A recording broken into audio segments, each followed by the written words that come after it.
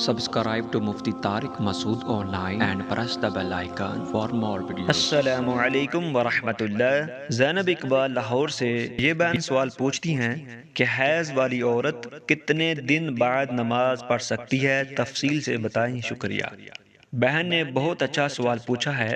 اس بہن کا سوال یہ ہے کہ جس عورت کے مخصوص ایام چل رہے ہوں، یعنی کہ جس عورت کے حیض کے ایام چل رہے ہوں، وہ کتنے دن کے بعد نماز پڑھ سکتی ہے، کیونکہ مخصوص ایام میں عورت کا نماز پڑھنا، مخصوص عبادت کرنا یہ جائز نہیں ہے، تو پھر وہ کتنے دن بعد نماز پڑھ سکتی ہے؟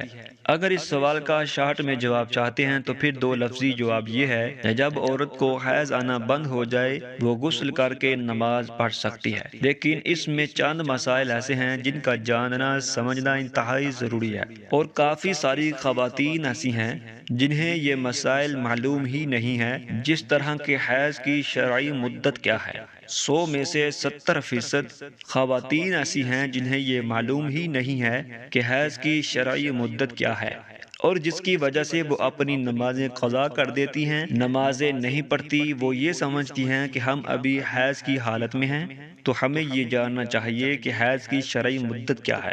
دیکھیے، کم از کم حیض کی جو شرعی مدت ہے وہ 3 دن اور 3 راتیں، یعنی 3 دن اور 3 راتیں حیض کی یہ کم از کم مدت ہے، اور زیادہ سے زیادہ جو حیض کی شرعی مدت ہے وہ 10 دن اور 10 راتیں ہیں۔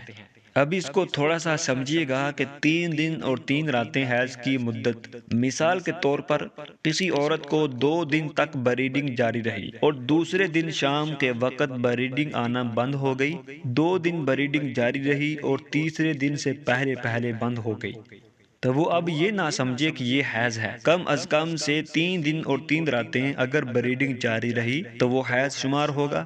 اگر 3 دن اور 3 راتوں سے پہلے حیض آنا بند ہو گیا، بلیڈنگ آنا بند ہو گئی، پھر وہ استحاضہ ہے، بیماری کا خون ہے، اور اسی حیض کی جو زیادہ سے زیادہ مدت ہے وہ 10 دن ہے۔ یعنی مثال کے طور پر کسی عورت کو 10 دن تک بلیڈنگ جاری رہی اور 10 دن میں ہی بند ہو گئی، تو وہ 10 دن بلیڈنگ کے ہی شمار ہوں گے۔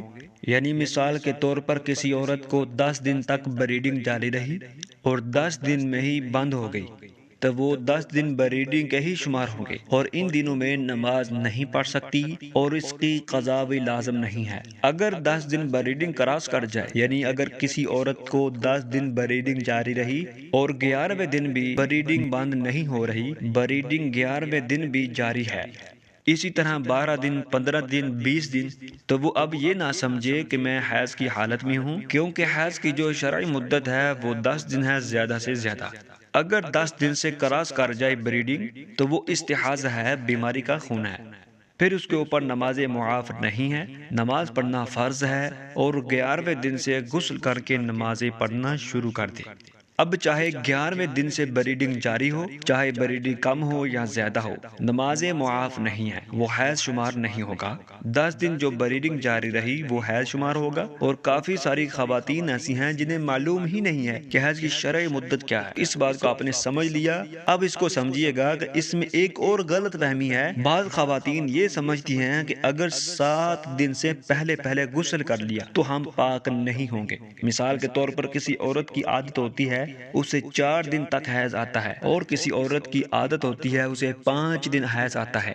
اب وہ غسل نہیں کرتے، 4 دن حیض آیا، اب حیض آنا بند ہو گیا، اب وہ ایسے ہی بغیر غسل کے رہ جاتی ہیں، 7 دن کمپلیٹ کرنے کے بعد غسل کرتی ہیں۔ جب حیض 4 دن میں بند ہو چکا ہے تو وہ 3 دن یا 5 دن میں بند ہوا تو 2 دن ایسے ہی گزار دیتے ہیں، یہ بالکل غلط ہے۔ اور جب حیض بند ہو اس کے بعد یہ نہیں دیکھیں گے 4 دن، 5 دن مکمل ہو، 7 دن مکمل ہو یا 10 دن مکمل ہو، پھر ہم جا کر غسل کریں گے، پھر ہمارے اوپر نمازیں ہوں گی، ایسا بالکل نہیں ہے۔ جیسے ہی حیض آنا بند ہو گیا، اب عورت غسل کر کے نمازیں پڑھے، اس کے اوپر نماز فرض ہے، نماز پڑھے گی۔ اگر ان غلط فہمیوں کی وجہ سے نماز نہیں پڑھتی، نماز قضا کر دیتی ہے، تو نمازیں چھوڑنے کا اب اس کو گناہ ملے گا۔ اس بات کو اچھے سے سمجھ لیں، اگر 4 دن کے بعد بلیڈنگ بند ہوئی تو وہ غسل کر کے پاک ہے، نماز پڑھ سکتی ہے، پاک ہے۔ اسی طرح 8 دن بعد بند ہوئی، 9ویں دن بند ہوئی، اب وہ فوراً غسل کر کے نماز پڑھ سکتی ہے۔ تو یہ چند ایک مسائل ہیں جن کا کافی ساری خواتین کو علم علم نہیں ہے اور وہ اپنی لا علمی کی وجہ سے نمازیں چھوڑ دیتی ہیں اور روزے چھوڑ دیتی ہیں، یہ بالکل غلط ہے۔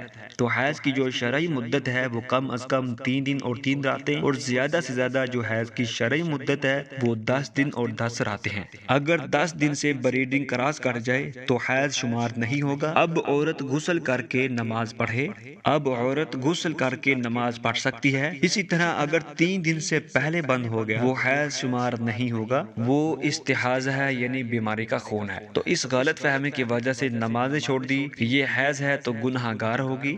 امید ہے کہ بات سمجھ گئی ہوں۔ اللہ تعالی ہم سب کو شریعت کے مسائل سیکھنے کی توفیق عطا فرمائے۔ اگر آپ چاہتے ہیں کہ ہم کو اسی کے ریلیٹڈ ویڈیوز ملتی رہیں تو آپ اس چینل کو سبسکرائب کر لیں۔ جزاک اللہ خیرہ، فی امان اللہ۔